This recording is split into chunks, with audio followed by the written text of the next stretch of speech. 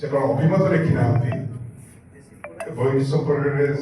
मतामत पंचु जो कांग्रेस भी थे से जेल भी थे मो सागर नंदिनी देवी चीफ मिनिस्टर थी इमरजेंसी आम सांग जेल थी आम जेल भितर प्रत्येक दिन डिबेट करूँ चारि पांच जन हिंदू धर्म को जदि परिचित किए ताले स्वामी विवेकानंद थिले हिंदू धर्म सबुठ श्रेष्ठ सन्यासी एवं हिंदू धर्मर एक महान संस्कार तांकर जीवदशा से भारतवर्षर जो अवनति घटी से हिंदू धर्मर रक्षणशील एवं उच्च वर्णर पुरोहित मान को दायी करते एवं एबे भारतवर्ष विशेषकर नरेंद्र मोदी सरकार को आसला भारतवर्ष पुणी से पुराणा जुगर मनुवादी संहिता अनुसार मनु संहिता अनुसार भारतवर्ष को शासन व्यवस्था को प्रचलन करने को दाबी उठी एवं से काम कर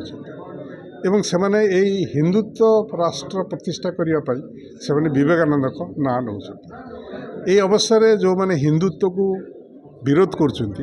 भारतवर्ष गणतंत्र व्यवस्था प्रचलन करने को जो मैंने आम दाबी करचु आम चाहूँ भारतवर्षर हिंदुत्व शासन आसिले भारतर ध्वंस हो विवेकानंदर विकसित मार्ग तांकर निर्देशित मार्ग जोटा हूँ भारत आम हिंदू धर्म रहिबो किंतु हिंदू धर्म को कौन सी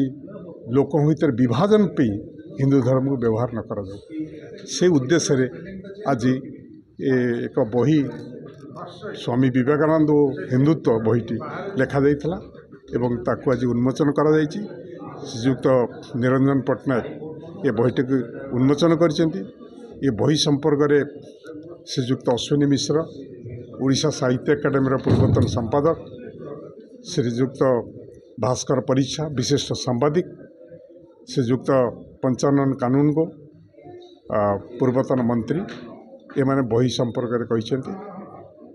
प्रगति प्रकाशन जो उपदेष्टा पृष्ठपोषक श्री सुरेश पाणिग्राही ये सभार सभापतित्व करते एवं बहीर लेखक भाव में मु जनार्दन पति मध्य ये बहीर तात्पर्य संपर्क एवं आजिकार